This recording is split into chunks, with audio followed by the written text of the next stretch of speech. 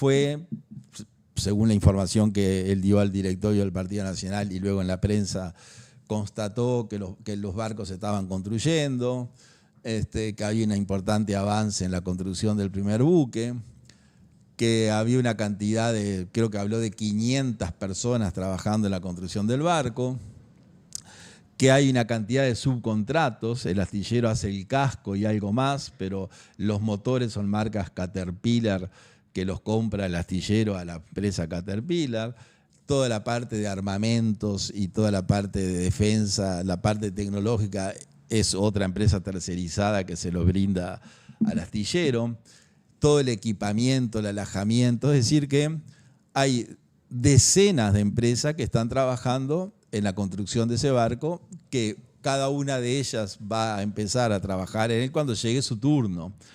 Primero el astillero tiene que construir, según lo que informó el diputado, yo diría el casco y la estructura para luego llenarlo de lo que corresponde para que termine siendo un buque de guerra como va a ser. Bueno, le preguntan al senador Casciani, que entró al Senado porque murió Bonomi. Esto no está bien ni está mal, es una realidad. Muere Bonomi, entra Casciani. Luego hay elecciones y Casciani sale electo senador con el voto popular como salió Gianoli. Lo que uno siempre se pregunta es si él tuviera una lista propia, es decir, si encabezara una lista en el cual no fueran el pelotón, como son las listas uruguayas. O sea, como hice yo, encabecé una lista y no conseguí los votos. Esa es una realidad. Muchos de los políticos que están actualmente y que estuvieron siempre, entran a veces porque están quinto, sexto, séptimo, y en virtud que el que está primero tiene 200.000 votos, pero entra con 30.000, le sobran 170.000 y ahí entra el pelotón. Bueno, hay senadores que entraron con el pelotón. Pero el incidente puntual de Casciani con Gianoli, con Gabriel, es algo menor, si se quiere, en el pretendido insulto. Pero transmite algo. Ustedes recuerdan el incidente del senador Da Silva, cuando trató a otro senador, que no vaya a recordar eso. Bueno, eso es un insulto que ya pasó, se superó, pero también transmitió cosas. Bueno, esto también. Cuando le preguntan al senador Casciani qué opina de que el presidente de la Comisión de Defensa de la Cámara de Representantes se haya trasladado a ver, ¿no? Como decía el santo, ver para creer, ¿no? El santo de la iglesia, ver para creer, cuando dudaba si Dios existía, decía, tengo que verlo, y ahí la frase, ver para creer. Él dice, bueno, es raro que haya ido el diputado porque hizo un video de algo que es secreto, ahí nos enteramos que era secreto, es decir, el contrato tiene una parte, yo lo tengo el contrato, tiene una parte que es secreta, la que habla de los armamentos, qué armas va a tener, qué radares va a tener, qué tecnología de guerra va a tener, eso es secreto. Ahora, armar un casco, creo que eso no es secreto, es decir, ver el barco de afuera. Pero dijo algo peor, dijo, lo que es raro que mandaron a un chapista, claramente en un comentario despectivo para Casciani, ¿no? Para mí no, y para Gianoli tampoco. Es decir, él dijo, es raro que hayan enviado a ver un barco a un chapista. Y creo que dijo, ¿qué puede saber un chapista? Bueno, eso que es algo menor, qué raro que mandaran un chapista, y luego se sonrió despectivamente, es mucho más profundo que decir que raro mandaron un chapista. Demuestra el desprecio que algunos tienen por determinadas actividades. Yo me imagino el senador Andrade, ¿no? Que es albañil y que debe estar muy orgulloso, Oscar, le digo Oscar porque he tenido trato con él, de ser una persona que manejaba una bolsa de Portland y una pala de albañil a senador de la República. Diverio, el presidente del sindicato de la construcción, que es diputado, ¿no? Una persona que dedicó su vida, empezó como peón de la construcción y llegó a diputado de la República. ¿Qué pensarán esa gente, esos legisladores, de un compañero que desprecia una profesión como el chapista? Porque en su locución lo que dijo fue despreciar a los chapistas. Claro, el diputado Gabriel está muy orgulloso de ser chapista y haber llegado a diputado. Como están todos los diputados uruguayos orgullosos de haber llegado a la Cámara, como estuve yo orgulloso cuando llegué a la Cámara de Diputados. Pero lo que da lástima es que otro compañero de trabajo, porque en última instancia son compañeros de trabajo, ¿no? Son 130, 99 en diputados y 30 en el Senado, descalifique a una persona, no porque sea un guerrillero, o sea, no descalifique, que lo puede descalificar, ¿no? Porque tenga un compañero de Cámara que haya sido un criminal, que eso sí lo puede hacer. O sea, o que descalifique formar parte de un partido político fundado por personas que trataron de destruir la democracia. Eso lo podría hacer los senadores del MPP. Es decir, qué lástima que soy compañero del Senado de un tipo que intentó destruir la democracia uruguaya. Qué lástima que tengo como ídolo a un criminal como Mujica. Eso sería, yo que sé, entendible, ¿no? Qué lástima que entré al Senado porque murió el senador Bonomi. Bueno, eso es entendible, ¿no? O sea, yo diría que es perfectamente comprensible y todo acompañaríamos a un legislador que dijera, pero tratar despectivamente a una persona con ese perfil, que, mira, tengo de compañero de banca a una persona que asesinó en la época del MLN a 3 personas, que asaltó bancos, que estaba orgulloso, lo que le causaba alegría era entrar a un banco con una pistola 45 a robar, como dijo el presidente Mujica. No hay nada más, digamos, agradable que entrar a un banco con una pistola calibre 45 a robar. Bueno, yo digo que si un legislador, compañero de Mujica, dice, qué lástima que tengo a Mujica de compañero, porque mirá el compañero que me tocó. Entonces, eso uno lo entiende. Ahora, insultar a una persona porque es chapista, y claro, Giannoli no se sintió insultado, se sintió orgulloso. Después dice que hubo un incidente, que la verdad que no tengo noticia, entre ellos, porque el diputado Giannoli le reprochó o le pidió una explicación, y claramente el tema quedó ahí. Pero ¿por qué digo que es mucho más que eso? Por algo que pasó hace 2 o 3 días que tiene que ver con ese perfil. Ustedes saben que es una noticia intrascendente para mí, pero para 40 o 45 familias no, el cierre de una radio compañera, una radio de periodistas militantes, una radio de frente amplistas, cuyos periodistas son frente amplistas. Y está bien, esto no es una crítica, es constatar un hecho. Una radio del Frente Amplio emplea gente del Frente Amplio. Una radio del MPP, que es el brazo político del movimiento guerrillero MLN, que todavía existe en el Uruguay, que el presidente Orsi dice que es integrante del MLN, y que la senadora Graciela Bianchi dice que el directorio del MLN, no sé cómo se llama, se reúne en la clandestinidad. Siempre me llamó la atención eso que dijo Bianchi. Un día le voy a llamar a Graciela y decir que me cuente.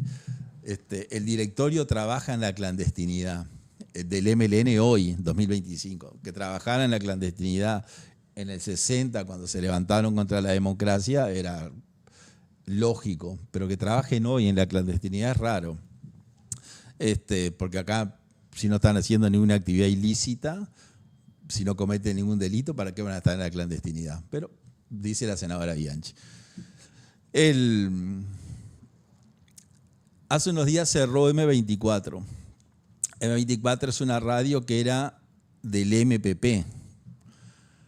según versiones como de prensa, trataron de ocultar que era el MPP, o siempre quedó medio difuso si el MPP era propietaria de la radio, de la onda de radio, etcétera, etcétera. Bueno, lo cierto es que el MPP, que no tengo que decir quiénes son, cuál es su ideología, le apareció que plata.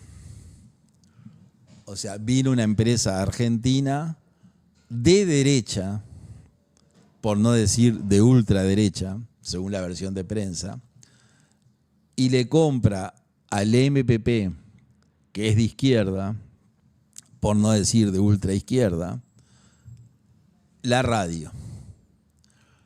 Claro, ¿qué fue lo que inclinó la balanza? Los dólares. Los dólares que al MPP le gustan tanto que el presidente Mujica decía no había nada más lindo que robar un banco. Entonces, tiene que ver el pasado con el presente. Bueno, el MPP además de ser un partido político, es una empresa. Esa empresa da pérdida. O sea, los 40 funcionarios del MPP o Frente Amplista que trabajaban en la radio no generaban con sus programas ingresos, a pesar de la publicidad oficial y todo que tenían. Entonces, lógicamente, con una mentalidad capitalista, como funciona el mundo que avanza funciona así, una empresa que da pérdida se va a la quiebra. Entonces, antes que se vaya a la quiebra, que significa la ejecución de todos sus bienes y que la gente quede en la calle sin trabajo y sin poder cobrar, un buen empresario, antes de irse a la quiebra, cierra el emprendimiento, ¿no? Como han cerrado tantos. De que asumió el presidente Orsi, hay récord de cierre de empresas y de idas de empresas del Uruguay al extranjero. O sea que todos los días prácticamente se anuncia una empresa que cierra sus puertas para siempre o que se traslada al extranjero porque la política uruguaya no les sirve para su actividad empresarial. Y atrás de los empresarios que se van quedan cientos de trabajadores sin trabajo. Eso tendrá muchas razones, no es el momento de analizarlo. Una de ellas, o sea, una de las razones por las cuales las empresas se están cerrando y se están retirando del Uruguay, no en el caso de M24, es porque el presidente Orsi puso un ministro de Trabajo comunista. Esa es una explicación. Y el comunista es enemigo del empresario, por definición. Si uno es comunista y no es enemigo del empresario, no es comunista. Se autopercibe comunista, pero no es comunista. O sea, el comunista es enemigo del patrón, porque eso lo dice las bases del comunismo. En los documentos que escribió Carlos Marx, que luego, perfeccionó Federico Engels, que son los teóricos del comunismo del siglo actual. El comunismo existe, el comunismo viene del Antiguo Testamento. Un día vamos a comentar con ustedes cómo el comunismo apareció en el Antiguo Testamento. Pero el comunismo como sistema político, el comunismo es una forma de vida del Antiguo Testamento. El comunismo como sistema político apareció con Marx y Engels. Luego Lenin lo resucita y ahí vienen todos los teóricos del comunismo del siglo XX, que es el comunismo como sistema político, la ideología más criminal de la historia, o sea, el sistema político que asesinó al mayor número de personas en la historia de la humanidad, el comunismo. Bueno, parece mentira, pero en el Uruguay hay comunistas. Ahora que nosotros estuvimos en Europa, hay muchos países de Europa que el comunismo está prohibido. Después vamos a traer la lista, no hoy. Más de 20 países. O sea, el comunismo en Europa está en algunos países asimilado al nazismo. Ser nazi, ser comunista, es lo mismo. O sea, las democracias europeas, algunas de ellas y otras no europeas, han prohibido al comunismo por ser equivalente al nazismo. Eso según datos de la realidad. La diferencia es que el comunismo asesinó varios millones de personas más que el nazismo. Bueno, una de las razones por las cuales las empresas se van es porque el ministro de Trabajo es comunista. Y si el ministro de Trabajo es comunista, es enemigo de los empresarios. Claro, él no va a decir, yo soy enemigo de los empresarios. Además no vive como un empresario. Y está bien. Pero por definición, el día que tenga que resolver, que haya un conflicto, va a aparecer su perfil comunista y va a ir contra el empresario. Entonces los empresarios, por ejemplo, la empresa Yasuki de Japón lo dijo directamente. Cuando se retiró el Uruguay dejó 1.000 personas sin trabajo, 1.000 o más de 1.000.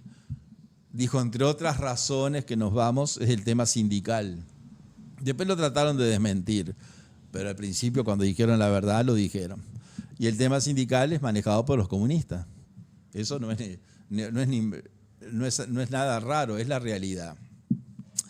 Entonces, volviendo, voy a tratar de enganchar el re menor, como dijo el paisano, volviendo a lo que veníamos diciendo, ustedes dicen, ¿qué tiene que ver el incidente del senador con el diputado Gianoli? Tiene que ver, porque es, yo diría, el desprecio al trabajador.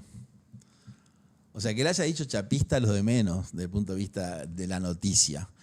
Y que Gianoli se haya enojado y lo haya parado en el Parlamento. Y ¿qué me dijiste? Según dicen la crónica. Y que el senador Camí, que estaba ahí, dijo, no, esperen un poquito, no da para tanto. Eso es una anécdota. Lo importante es lo que refleja eso. Refleja el rechazo al trabajador por parte del MPP. Porque, ¿qué quiero decir con esto? Los más de 40 trabajadores de M24 se enteraron por WhatsApp. O sea, le mandaron un WhatsApp y le dijeron, che, mire que están todos despedidos. ¿Cómo que estamos despedidos? Sí, porque vendimos la empresa. No, pero, ¿cómo que vendimos la empresa? Sí, o sea, la radio del MPP, que daba pérdida, vino una radio de ultraderecha argentina. Digo de ultraderecha porque una de las personas más visibles de esa radio es Fantino, el gran periodista argentino. El periodista argentino que empezó como un periodista deportivo y ahora es un periodista político, amigo íntimo de Milei. Yo diría que es el vocero de Milei, uno de los voceros de Milei, el presidente Milei. Bueno, Fantino es un referente de ese grupo que compró M24. Le van a cambiar el nombre, claramente no van a seguir como M24. Y M24, ¿qué hizo? Echó a todos los trabajadores. Algunos eran empleados de M24 y no sé, cobrarán un despido. Y otros eran monotributistas, es decir, eran el MPP para no tener empleados. Miren qué inteligente. Le dijo, no, yo le doy trabajo, pero no quiero que sean empleados míos. Ustedes tienen que hacer una empresa. Cada uno de los 40 trabajadores tienen que ser 40 empresas. Y si yo le pago 40.000 pesos por mes, o 50, o 25, 80, en lugar de que sea un salario, es un arrendamiento de servicios, un arrendamiento de obras. Ustedes me hacen una factura y yo le pago la factura como que fuera un sueldo. Entonces ustedes no adquieren ningún derecho como trabajador. O sea, ustedes son empresarios. Entonces ahora nos enteramos que el MPP, el brazo político del MLN, que pertenece a un partido que se presenta como defensor de los trabajadores, en sus emprendimientos empresariales no tiene trabajadores, tiene empresarios. No sé si ustedes me entienden el razonamiento. Si fueran trabajadores, estarían en una planilla de la radio, cobrarían un salario, un sueldo, aguinaldo, salario vacacional, licencia y eventualmente, si la empresa quiere, los despide, porque el despido acá es libre, se puede despedir a cualquiera. Eso es muy importante saberlo. En Uruguay el despido es libre. Los despide, le paga el despido y se terminó el asunto. Eso es como funcionan todas las empresas, digamos, toda la gente que el PIT-CNT representa. Ahora, el MPP en esta empresa creo que tiene otras. Creo que tiene otras, no puedo asegurarlo. En el pasado tuvo hasta cadena de supermercados tenía. Pero bueno, En lugar de tener trabajadores, o sea, el partido que defiende a los trabajadores, en lugar de tener trabajadores, tiene trabajando para él empresarios, que son los trabajadores, que los obliga a ser empresarios. ¿Cuál es la consecuencia? Que si mañana bajan la cortina, como la bajan ahora, no le deben nada. Porque es como que usted fuera, vamos a suponer que usted produce queso rallado y le vende queso rallado a un supermercado. Entonces, el empresario dueño del supermercado y el empresario dueño del queso rallado. Un día el empresario dueño del supermercado le dice, mirá, no te compro más queso rallado a vos porque le voy a comprar a fulanito que es mejor y tiene mejor precio. O no te voy a comprar más porque no quiero, o no te voy a comprar más porque vino una partida de queso rallado vencida o con hongos. Entonces no pasa nada. El empresario del supermercado sigue con su supermercado y el empresario que hace queso rallado seguirá haciendo queso rallado. ¿Hay indemnización por despido? No. ¿Hay un conflicto? No, porque son dos empresarios que dejan de trabajar juntos. Bueno, en M24 lo que pasó fue eso. Entonces, ¿cómo llego a este tema yo? El intercambio entre Caggiani y Gianoli es lo de menos. Pero a mí, que soy el director del programa, digamos, el empresario, me da pie para hacer este razonamiento. Y este razonamiento yo lo comparto con ustedes. Eso es el MPP. El rechazo al trabajador. ¿Por qué digo que rechazo al trabajador? Por dos razones. Primero, porque al diputado Gianoli, que es chapista de profesión y que llegó a diputado y que lo felicitamos con el voto, sin que se muriera nadie, llegó de una, un importante senador del MPP le dice, es un chapista. O sea, es alguien inferior. Yo cuando dicen es un chapista y lo escucho, digo, quiso decir es alguien inferior. Y después nos enteramos que el partido político al cual el senador pertenece tiene emprendimientos empresariales, actúa como se actúa en el capitalismo y lo felicito. Tengo una empresa que me va mal, la vendo. Y en el costo de la venta me evito los miles y miles de millones de pesos uruguayos, los miles y miles de dólares de pagar despido a 40 personas, algunos de los cuales hace 20 años que trabajaban en la radio, que es una fortuna lo que hay que pagar, porque yo no tengo empleados. Yo tengo trabajando en mi emprendimiento 40 empresarios. Y al empresario que le va mal que se embrome. Entonces ahora quedaron 40 empresarios militantes del Frente Amplio sin trabajo. Yo no estoy contento con eso. No hay nadie contento. Algunos de ellos muy buenos. Yo los escucho a muchos de ellos, no a todos, pero escucho sus programas. Y eran y son excelentes periodistas. Y hacían muy buenos programas. Algunos los tengo acá en el teléfono. Nos mandamos mensajes. O sea que yo no estoy contento que haya pasado eso. Yo describo una situación. Y esa situación que describo es lo que es la realidad. Entonces, ¿qué es lo que va a pasar? Bueno, no sé lo que va a pasar, pero sí sé algo. Que en el año 29, cuando haya elecciones, estos 40 empresarios no son trabajadores. Mire que el vocabulario, el Frente Amplio lo maneja muy bien. Ahora voy a poner otro ejemplo del cardenal Richelieu. No son trabajadores, no quedaron 40 trabajadores de M24 sin trabajo. Creo que de esos 40 hay 3 o 4 que son funcionarios. Después quedaron 36 empresarios de M24 sin un cliente.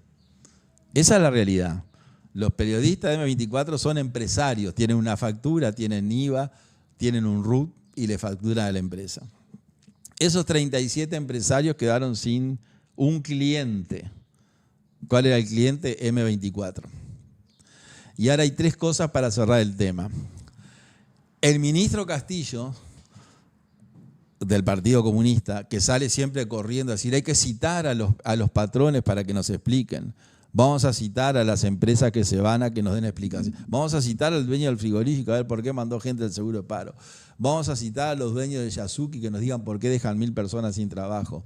Vamos a citar a la empresa tecnológica que ahora anunció que se va del Uruguay para que nos den explicación. No me atienden el teléfono, dijo el ministro. Lo llamé y no me atienden. Los empresarios no me atienden. Ahora, no vi que el ministro, no, capaz que sí, pero yo no escuché, llamara a la gente del MPP a que explique cómo dejaron tanta gente, tantos empresarios sin trabajo. O sea, el ministro Castillo no dijo nada, ni va a decir nada. ¿Por qué? Porque están en la misma línea. No les interesan los trabajadores. Le interesan a algunos trabajadores y perjudicar a los empresarios. Ese es el fin. Pero si el empresario es él, ellos no se pueden perjudicar a sí mismos. No pueden ir contra sí mismo porque es suicida. Entonces ahí aplican las reglas del capitalismo. No me entra plata, cierro y la gente para afuera. Otra cosa que anuncio que va a pasar, que los 30 y pico de empresarios que trabajaban en el MPP, que trabajaban en el M24, en el año 29 van a votar al frente. Eso ya lo aseguro. Es decir, el Frente Amplio los deja sin trabajo y capaz que una reacción natural decía, bueno, como me hiciste esta, porque fue una trampa, le podían haber dicho, miren chiquilines, miren muchachos, en abril, por ejemplo, que la empresa se va a la quiebra, los números no nos dan, tenemos un déficit importante, entonces para fin de año pensamos cerrar. Les digo para que vayan viendo, conseguir nuevos clientes, nuevos empleos, ver cómo salimos de esto, cómo podemos hacer todos juntos. Hagamos una reunión de comité, como hacen ellos. Hagamos una asamblea, que es lo típico de ellos. Hablemos con las masas, hagamos una consulta, oigamos a los perjudicados, que es la política de ellos. Eso es lo que, si fueran coherentes lo que piensan con lo que dicen, ese hubiera sido el camino. Pero el camino fue, un WhatsApp, recibí un WhatsApp. ¿Qué es lo que dice? Que cerró la empresa. Incluso hay una imagen muy,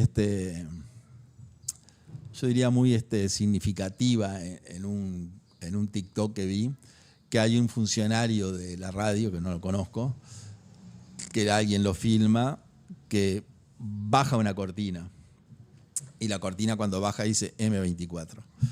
Entonces, el cierre de M24 no importa si es una radio que cierra.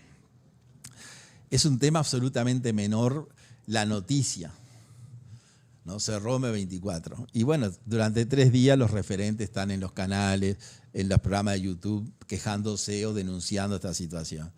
Y pasa. Pero ese tema puntual significa algo. Y lo que nosotros estamos analizando acá es lo que significa el tema puntual. Y ese es el mensaje que yo quiero compartir con ustedes. El cierre de la emisora es algo secundario. Es grave, no es simpático, no está bien, pero no es algo que trascendente. Lo trascendente es lo que refleja el cierre de la emisora. Entonces eso quería compartir con ustedes en este programa y seguimos adelante.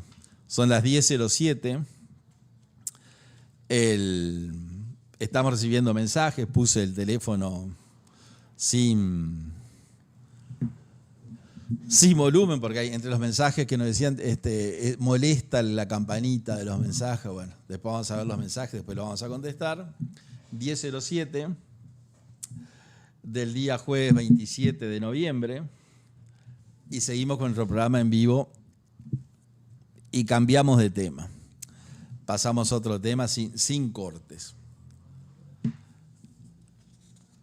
Estamos hablando del diputado Gianoli que fue a Vigo. ¿Por qué fue a Vigo? Bueno, fue a ver el barco, como dijimos. ¿Qué barco? El del astillero Cardama.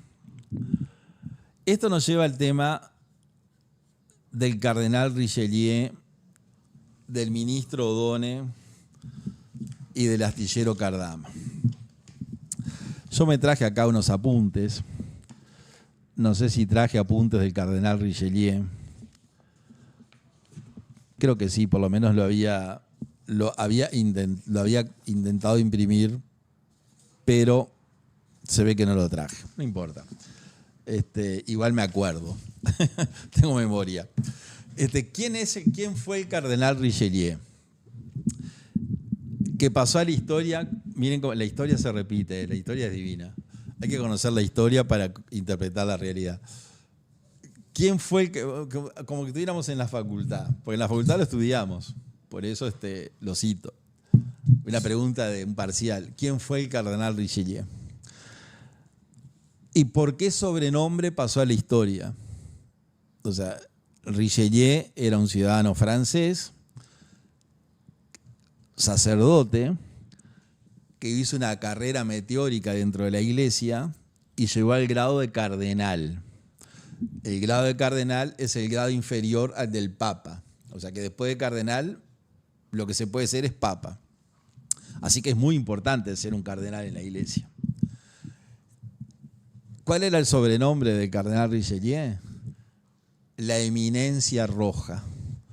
Con ese apodo quedó en la historia. ¿Por qué la eminencia roja?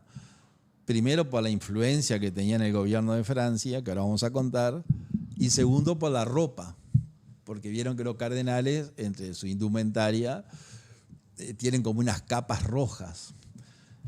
Ahora, cuando falleció el Papa Francisco y cuando asumió el Papa León XIV, pudimos ver a muchas eminencias, a muchos cardenales, algunos de túnica roja, otros de túnica azul, pero creo que el único que está de túnica blanca es el Papa, que es el único que puede usar la indumentaria blanca.